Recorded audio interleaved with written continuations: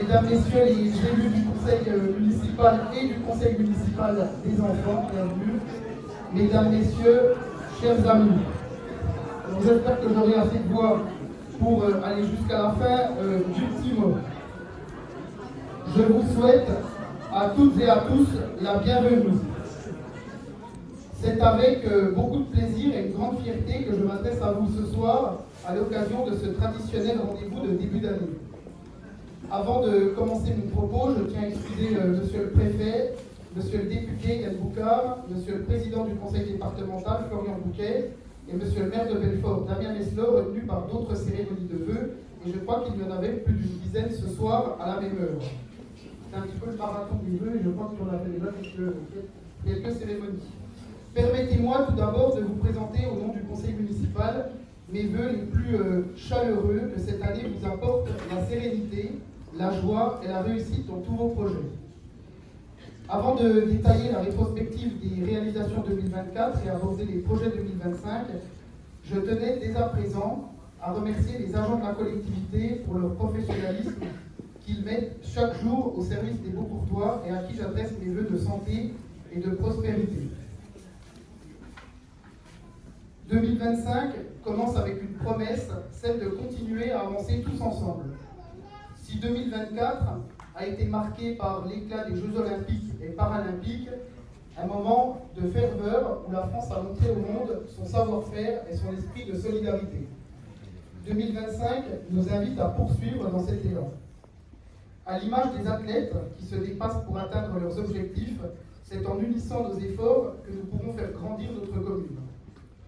Comme dans une grande équipe, chacun a un rôle à jouer. Vous, les forces vives et habitants, vous êtes les piliers de notre commune. Vos initiatives, vos engagements et votre énergie font la force de Beaucourt. Malgré un budget toujours empreint des contraintes que l'État nous impose, et plus que jamais aujourd'hui, notre volonté d'agir reste intacte. Je ne m'attarderai pas sur les réalisations de l'année écoulée, car je pense que c'est notre action future qui doit nous mobiliser, mais je tiens tout de même à rappeler que 2024 a été une année riche en réalisations, avec notamment un gros investissement en faveur de la réfection et de l'entretien de la voirie. Nous avons ainsi réussi à tenir un programme de voirie ambitieux avec une enveloppe de près de 400 000 €. Ces travaux ont été rendus possibles grâce à un marché de prix très avantageux. Sans recours à l'emprunt et grâce à une gestion rigoureuse de nos finances, nous avons pu procéder à la réfection du parking des 36-38 rue des Frères Bergers, ainsi que celui des Plots, mais également la rue Trépoux, l'avenue des Vignes, le carrefour de la Tuilerie et de la rue Pierre-Leclerc, la rue de la Palarouche, sans oublier la reprise totale du parking de la rue de la Maison Blanche, avec un procédé nouveau à base de matériaux de récupération qui facilite l'infiltration des eaux pluviales et limite les effets de chaleur. L'amélioration du cadre de vie des Beaucourtois est toujours au centre des priorités de l'équipe municipale, a été marquée par un effort significatif en faveur de l'entretien des espaces publics. Afin de répondre efficacement à cet enjeu et de garantir un environnement agréable à tous nos habitants, nous avons fait l'acquisition d'une balayeuse, un outil performant qui permet à nos équipes d'être plus efficaces, notamment dans la propreté et le désherbage. Cet investissement de plus de 100 000 € a été accompagné d'un renforcement de nos équipes de nettoyage et d'entretien. Et sachez que tout est mis en œuvre pour que chaque rue, chaque espace public soit entretenu correctement et les résultats sont visibles et loués par grand nombre d'entre vous. 2024 a aussi été une année riche en moments de joie et de rencontres. Des événements culturels et associatifs nous ont rassemblés et ensemble nous avons fait de notre ville un lieu où il fait bon vivre. L'événement marquant a bien sûr été la première édition du festival rock Le Chant du Noyer, organisé au Parc des Cèdres fin août en collaboration avec l'équipe du Montboutson que je salue. Dans un cadre exceptionnel, avec un temps idéal, on espère d'ailleurs le même pour cette année, il a rassemblé plus d'1 millier de festivaliers pour une soirée festive dans une ambiance très familiale. Un franc succès pour une première qui nous encourage à faire encore mieux le 30 août prochain. Je n'oublie pas tous les événements proposés par nos associations locales, parmi lesquels la fête de la musique et le marché de Noël sous la houlette de Beaucourt en fête, la promotion de la chanson française avec la renommée Maison pour tous, ou la Maison plutôt, le 20e anniversaire de l'association des Amis des Orgues avec un inoubliable concert du Chœur de l'Armée française, pour n'en citer que quelques-uns. Les associations sportives ne sont pas en reste avec toujours de nombreuses rencontres où les résultats sont remarqués. Et j'en profite pour remercier toutes les associations qui font vivre quotidiennement notre belle ville de Beaucourt. En 2025, nous voulons continuer sur cette lancée. Cette année, nous redoublerons d'efforts pour bâtir l'avenir de Beaucourt grâce notamment au lancement des grands projets de notre mandat. Notre volonté d'améliorer l'offre de logement à Beaucourt sera l'un des axes forts de notre action 2025. Notre objectif est clair, inciter les familles à élire domicile à Beaucourt en leur proposant des logements de qualité, accessibles et adaptés à leurs besoins. Nous savons que pour réussir ce pari, il est indispensable de répondre aux défis actuels du marché immobilier, mais aussi d'anticiper les besoins de demain. C'est dans cette optique que nous avons décidé d'agir et d'agir vite. Pour cela, nous devons valoriser le foncier existant et mettre en œuvre une véritable stratégie de requalification de l'habitat, notamment en centre-ville. Ce cœur de ville, souvent sous-exploité ou vieillissant, doit retrouver son dynamisme. Nous voulons y proposer des logements de qualité qui répondent aux besoins de nos familles, tant en location qu'en accession.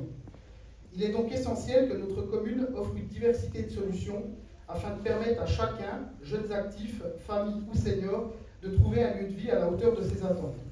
C'est pourquoi, depuis plusieurs années, nous nous sommes engagés activement dans la redynamisation durable de notre centre-bourg. Nous n'agissons évidemment pas seuls, nous travaillons main dans la main avec les bailleurs, mais aussi dans le cadre des dispositifs Petites Villes de demain, centre-bourg et contrat de centralité rurale, afin de donner à Beaucourt les moyens de se moderniser.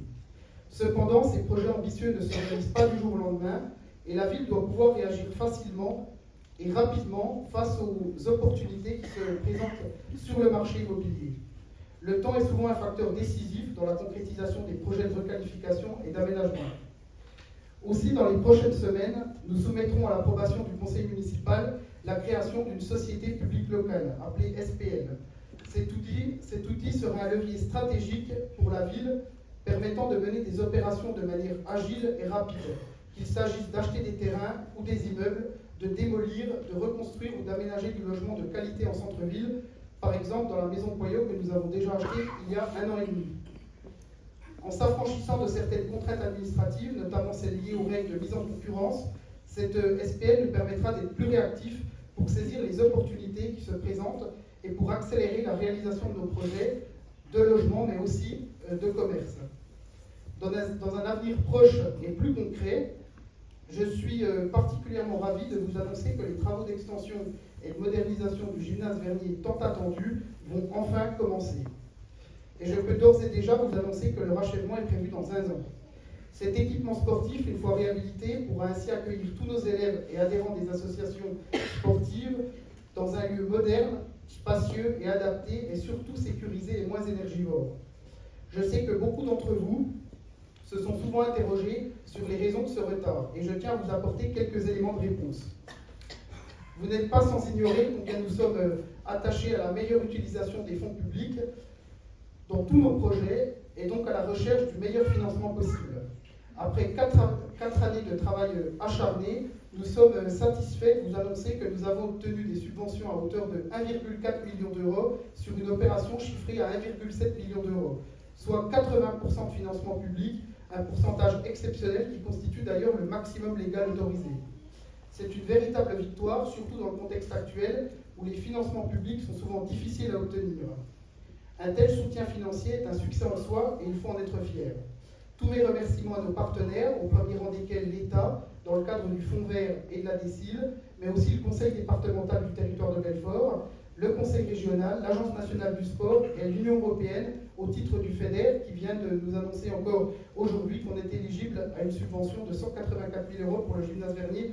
On aura bientôt trop d'argent pour le faire. Pourtant, le chemin n'a pas été facile, le parcours a été semé d'embûches. Au fur et à mesure que nous recevions des notifications de subvention, il nous fallait sans cesse revoir notre dossier. Les conditions d'attribution changeaient, certaines subventions obtenues précédemment pour les plus anciennes étaient perdues, et il fallait réajuster nos cahiers des charges pour tenir compte des nouvelles exigences des partenaires en termes d'utilisation de matériaux biosourcés par exemple. Le travail de toute une équipe constituée d'élus, de cadres de la collectivité et de nos partenaires a permis de donner une issue favorable à ce parcours semé d'embûches et j'en suis très fier. L'année 2025 sera marquée également par le lancement des travaux de la nouvelle médiathèque tiers-lieu. Ce projet que nous portons depuis maintenant plusieurs années est en phase de finalisation. Le cabinet Arpen, qui assure la maîtrise d'œuvre de cette opération, lancera les appels d'offres de travaux avant la fin du premier trimestre de l'année, avec un démarrage des travaux dès la fin du premier semestre. Un projet qui nous mobilise encore pour optimiser au mieux nos dépenses et réduire au maximum l'autofinancement de la collectivité ou le recours à l'emprunt. Aujourd'hui, près de 60% du montant des travaux sont déjà couverts par des financements notifiés, mais nous ne ménageons pas nos efforts pour atteindre la barre des 80%, tout comme le gymnase Vernier, et nous y arriverons. Cette médiathèque, une fois réalisée, constituera un véritable atout pour notre territoire, un lieu d'accès à la culture, à l'information et à la connaissance ouvert à tous. Elle deviendra un lieu de vie, de rencontre, de partage et d'apprentissage pour tous les Beaucourtois, qu'ils soient jeunes ou moins jeunes, passionnés de lecture, de musique, de cinéma, de jeux vidéo ou simplement en quête d'un espace calme pour travailler. Dans un autre registre, nous nous mobiliserons sur la réhabilitation de l'ancien site des ateliers municipaux rue de Vendoncourt. Comme je vous l'avais déjà indiqué en 2024, après avoir observé la pollution des sols sur la parcelle des anciens ateliers municipaux, nous avons pris la décision, bien malgré nous, de ne pas y mener un projet de construction de pavillons et de nous engager plutôt sur un projet d'aménagement d'un espace de loisirs végétalisé pour éviter évidemment la dépollution avant-vente du terrain, estimée à plus d'1 million d'euros. Il sera donc équipé de jeux, de terrains de pétanque, de tables de ping-pong et de pique-nique. Un terrain vague complètement transformé en un lieu plus agréable et convivial pour les habitants du quartier et de la commune qui valorisera dans le même temps cette entrée de ville qui en a bien besoin. Je tiens à remercier chaleureusement le conseil départemental, représenté ce soir par Anaïs et Cédric, pour son soutien financier à hauteur de 40 000 € au titre de l'enveloppe consacrée à l'aide aux communes. C'est notre toute première subvention sur ce projet et il y en aura bien d'autres et on espère être très bien financé par nos autres partenaires. La sécurité de la population sera à nouveau au centre de nos préoccupations puisqu'en 2025, nous poursuivrons la modernisation de notre dispositif de vidéoprotection avec l'installation de 3 nouvelles caméras placées aux entrées de ville portant à 44 le nombre total de matériel à notre disposition. Ces caméras seront équipées de dispositifs de lecture de plaques d'immatriculation en haute définition, un outil encore plus performant qui rendra plus efficace le travail d'enquête et d'intervention des forces de l'ordre, que ce soit par la gendarmerie nationale ou la police municipale, que je tiens d'ailleurs à remercier vivement pour leur travail au quotidien, leur professionnalisme et notre excellente collaboration. Leur rôle est essentiel dans la prévention des actes délictueux, la sécurité de nos rues, mais aussi dans la réponse rapide en cas d'incident. Le commerce ne sera pas en reste. Nous avons récemment appris la fermeture malheureuse de l'une de nos 2 boulangeries. Je sais que cet événement a suscité la surprise et la déception d'un grand nombre de clients, et moi le premier, mais je tiens à vous rassurer, nous mettons tout en œuvre pour accompagner et faciliter l'arrivée d'une boulangerie ou d'un dépôt de pain dans les plus brefs délais, et nous y travaillons activement depuis plusieurs jours, et je peux vous assurer que ce projet avance dans la bonne direction. Dans cette perspective, je solliciterai le 10 février prochain l'avis du conseil municipal pour m'autoriser à préempter pour l'achat de l'ancien local de la Maison de la Presse, et plus récemment appelé le Kaisberger de rue Charles de Gaulle, puisque notre objectif est de maintenir une offre de service, et la boulangerie fait indéniablement partie de ces commerces essentiels pour la vie quotidienne de notre commune. Dans le même esprit de dynamisation du commerce local, les services techniques municipaux s'affairent pour terminer les travaux de transformation de l'ancien dépôt-vente du centre-ville dans le but d'y ouvrir début mars un magasin de proximité. Le projet est fiable et ficelé, et le loyer modéré que nous avons arrêté est une des clés pour attirer un porteur de projet. Acquérir la surface de l'ancien dépôt-vente a été une décision de bon sens du conseil municipal, car elle nous permet de maîtriser le foncier et par conséquent les loyers, et c'est de toute façon la seule solution pour attirer des jeunes porteurs de projets. Au-delà des initiatives de l'équipe municipale, j'aimerais rappeler à tous un point fondamental pour le maintien d'une offre commerciale. Si la commune met tout en œuvre pour soutenir le commerce, nous ne pouvons évidemment pas tout faire seuls. Le maintien de nos commerces locaux passe avant tout par une action collective. La clé pour faire vivre nos commerces, c'est de consommer local autant que possible. Acheter chez nos commerçants, soutenir les artisans, voilà les gestes simples mais essentiels pour garantir la pérennité de nos commerces existants et encourager de nouvelles initiatives et l'arrivée de nouveaux porteurs de projets. Enfin, j'aimerais évoquer l'offre de santé déficitaire sur notre bassin de vie. À l'occasion de mes vœux 2024, ici même, je vous annonçais l'ouverture prochaine d'un centre de soins à Maël dans l'espace Simone Veil. Les mois passent, et même si tout est prêt pour accueillir les professionnels, les conventions de mise à disposition des locaux sont signées, des médecins manquent encore à l'appel. D'après nos derniers échanges avec le président de l'association Amael, le docteur Denis Piotte, seulement 2 demi-journées de consultation sur les 5 hebdomadaires nécessaires au bon fonctionnement du service sont pourvues. Les recherches se poursuivent et nous déplorons que malgré la gratuité des locaux et des fluides et de tous les autres avantages et surtout l'argent que nous mettons sur la table, les candidats potentiels préfèrent s'installer en zone franche où ils bénéficient de la défiscalisation. Tout est une question d'argent, même dans le domaine de la santé, vous l'avez compris. Mais soyez assurés que tout est mis en œuvre pour que nous puissions, dans un avenir proche, nous permettre de bénéficier davantage de soins de proximité. Vous l'aurez compris, tout au long de mon propos, la fonction de maire et plus largement d'élu local est devenue de plus en plus exigeante et difficile au fil des ans. Nous sommes aujourd'hui confrontés à des attentes nombreuses et parfois très diverses de la part de la population. En tant qu'élus, nous devons répondre à des défis quotidiens, souvent dans des conditions qui ne sont pas toujours évidentes. Il n'est pas rare que dans l'exercice de nos responsabilités, nous soyons confrontés à des situations où malheureusement les tensions s'expriment.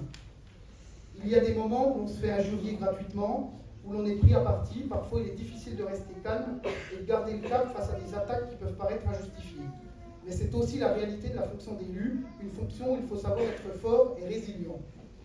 Oui, il est parfois ingrat d'être maire, on prend des décisions difficiles, on fait des choix qui ne plaisent pas à tout le monde, et pourtant nous devons avancer en pensant toujours à l'intérêt général, même lorsque certains ne le comprennent pas ou ne l'acceptent pas. Le quotidien des élus est fait de décisions, de responsabilités, mais aussi de médiation. Nous jouons parfois un rôle de réconciliateur, un rôle de facilitateur entre les différentes parties, nous orientons, nous épaulons, mais nous devons aussi souvent trouver des solutions dans des situations difficiles. Nous avons une réelle mission sociale. Pour ma part, j'ai toujours eu à cœur de faire les choses du mieux possible. Je ne prétends pas avoir toutes les réponses ni être parfait, mais je mets, en tout cas avec mon équipe, toute mon énergie et ma volonté au service de vos cours, souvent au détriment de nos vies personnelles d'ailleurs. Et croyez-moi, il y a des jours où cela est plus difficile que d'autres. Des jours où la charge est lourde, où les défis semblent insurmontables, mais c'est précisément dans ces moments-là que je tiens à exprimer ma reconnaissance et ma gratitude envers mon équipe qui est toujours derrière moi et qui me soutient quotidiennement. Je veux remercier profondément mes adjoints, l'ensemble du conseil municipal dans son intégralité, mais aussi tous ceux qui sont à mes côtés chaque jour, qui m'épaulent et qui me soutiennent dans cette mission. Cédric, bien sûr, dont l'engagement et la disponibilité sont sans faille. Yann, aussi notre député, qui m'apporte un précieux soutien au quotidien. Et c'est évidemment grâce à toute cette équipe soudée et à ce soutien que nous pouvons continuer à œuvrer pour vous et pour vos cours. Avant de nous retrouver autour du verre de l'amitié et laisser la parole à Cédric et Anaïs et notre maire junior, je tiens une nouvelle fois à vous remercier toutes et tous pour votre présence, mais aussi pour votre confiance et votre mobilisation à nos côtés. Mes remerciements s'adressent à mes adjoints, je l'ai dit, conseillers délégués et à l'ensemble du conseil municipal pour leur engagement. Merci également à tous les bénévoles, membres d'associations, commerçants, artisans, chefs d'entreprise, à la communauté éducative, aux représentants des cultes, aux enseignants et à vous, chers habitants, qui faites vivre et bouger notre belle ville de Beaucourt. Je salue le travail et les rapports que nous entretenons avec la gendarmerie nationale, avec qui je suis en contact régulier. Je n'oublie pas non plus notre police intercommunale pour son travail et sa proximité. Je félicite à cette occasion les pompiers pour leur courage, leur dévouement au service des autres et au service des Beaucourtois. Je voudrais aussi avoir une pensée pour nos militaires engagés au service de la France, et plus particulièrement ceux de la 2e batterie du 1er régiment d'artillerie de Bourgogne, dont Beaucourt est la ville marraine, et les remercier aussi pour leur présence à toutes nos cérémonies patriotiques. Mesdames, Messieurs, je vous souhaite en mon nom et au nom du conseil municipal tous nos vœux de santé, de bonheur et de réussite personnelle et professionnelle. Merci à tous et vive Beaucourt.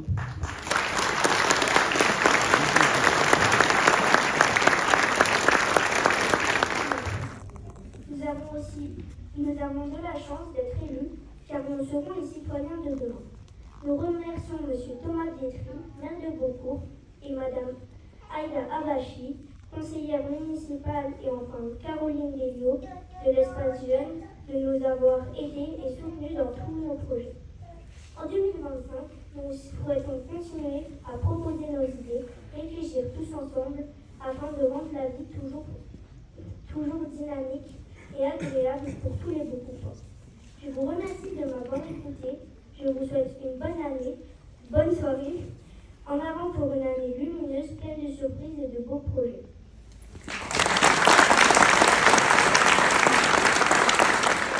Mesdames, messieurs les élus, mesdames, messieurs les élus juniors, mesdames, messieurs, vos grades et qualités, mesdames, messieurs, je vous rassure tout de suite, j'ai prévu d'être courte et concise parce que je sais qu'une fois qu'on a entendu le maire, on a surtout envie de trinquer et de profiter de cette soirée. Je voudrais simplement vous dire que je suis évidemment heureuse de vous retrouver ce soir pour cette traditionnelle cérémonie des vœux.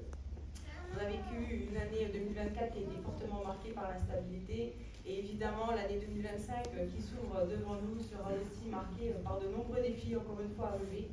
Mais je pense qu'il est important de rester positive et de se dire qu'ensemble on peut aussi relever ces défis avec beaucoup d'audace.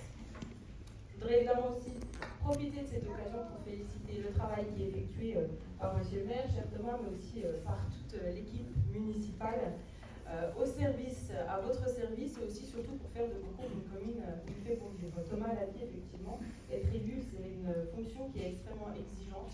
J'ai tendance à dire que les élus sont les véritables chevilles ouvrières, d'autant plus dans les communes rurales, parce qu'ils passent énormément de temps pour pouvoir faire avancer les dossiers face à une administration qui est souvent très complexe et aussi pour répondre aux très nombreuses sollicitations qui leur sont adressées.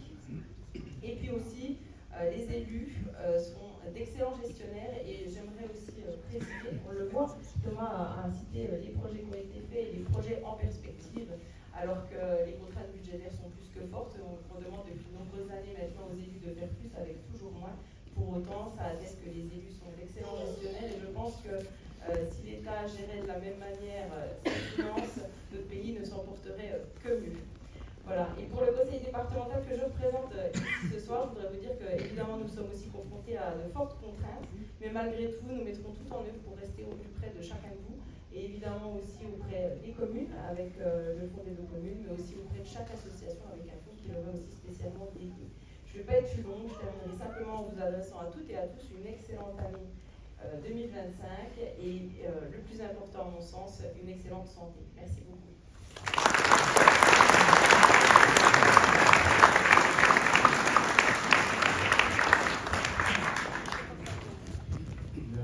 Monsieur le maire, madame la vice-présidente du département, mesdames et messieurs les élus du conseil municipal, monsieur le maire de Saint-Dizier, quand je commence à citer les uns et les autres, c'est compliqué parce que j'en oublie forcément. Monsieur le maire honoraire, mon cher Jean, monsieur l'adjudant en chef de la brigade de gendarmerie de Beaucourt, capitaine des pompiers, mon cher Denis, monsieur le curé, je l'ai aperçu quelque part dans la salle, mesdames et messieurs, chers amis. D'abord, je dois vous dire que c'est toujours avec plaisir que je viens ici aux cérémonies de vœux à Beaucourt. Je suis très heureux que maintenant cette cérémonie soit redevenue la coutume. C'est une cérémonie importante parce que c'est l'occasion évidemment de se souhaiter des vœux pour la nouvelle année, mais c'est aussi l'occasion de se retrouver et puis de faire fonctionner ce lien social qui s'est quelque peu distendu, on va dire, depuis le Covid, et qui fait qu'aujourd'hui l'individualisme a un peu pris le dessus sur le collectif. Donc je voudrais remercier les élus et notamment M. le maire pour l'organisation de cette cérémonie. En 2025, je pense que cette occasion des vœux nous donne l'idée de se souhaiter beaucoup de choses. Je pense que quand on voit l'année 2024 qu'on vient de traverser, on peut se dire qu'il y a beaucoup de choses qu'on aimerait changer en 2025. Malheureusement, c'était un petit peu le cas aussi au vœu de l'année dernière quand on s'est retrouvé après 2023. On espère toujours mieux, et puis malheureusement, malgré les souhaits qu'on se fait et qui sont forts, les années se suivent et ont tendance à se ressembler. Mais je crois qu'il faut aussi avoir une vision un peu positive des choses. Je pense qu'on a aussi la chance de vivre dans un pays où on sait faire des choses formidables, où on a une richesse humaine importante, et on a réussi à faire peut-être les plus beaux Jeux Olympiques que nous n'ayons jamais vus en France, à Paris, avec 64 médailles et évidemment un spectacle absolument magnifique qui nous est envié dans l'ensemble des pays du monde. Et puis après les Jeux Olympiques, ça a été évidemment la réouverture de la cathédrale Notre-Dame, Et je prends cet exemple parce que je pense que quand on veut, on peut. J'entendais tout à l'heure Thomas nous parler d'un certain nombre de projets, notamment celui de la rénovation du gymnase Vernier, qui était évidemment une nécessité. Je me souviens quand j'étais encore maire de cette commune et qu'on faisait les budgets, je crois qu'on avait plusieurs dizaines de milliers d'euros par an de frais de chauffage. Je pense qu'il était plus qu'urgent évidemment de rénover ces gymnases, donc c'est un projet qui voit le jour, mais qui voit le jour difficilement, parce que évidemment il y a des contraintes permanentes, administratives, normatives, qui se succèdent les unes aux autres et qui viennent en permanence contrarier le projet des élus. Et je crois que cet exemple de la cathédrale, eh bien, c'est un exemple qui démontre que quand on veut faire les choses, on peut les faire, et que quand on veut mettre un certain nombre de règles et de normes de côté, et qu'on considère qu'il y a intérêt à le faire, eh bien on y arrive.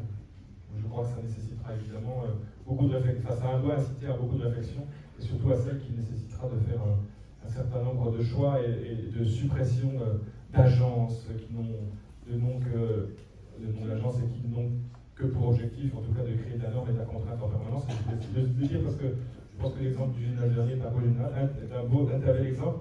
Et surtout, je voudrais féliciter les élus parce que c'est vrai que ça fait un moment que le projet traîne, mais il traîne pour qu'au final, il soit financé à plus de 80%. Je peux vous assurer que dans la période que nous traversons, les projets subventionnés à 80%, il y en a plus.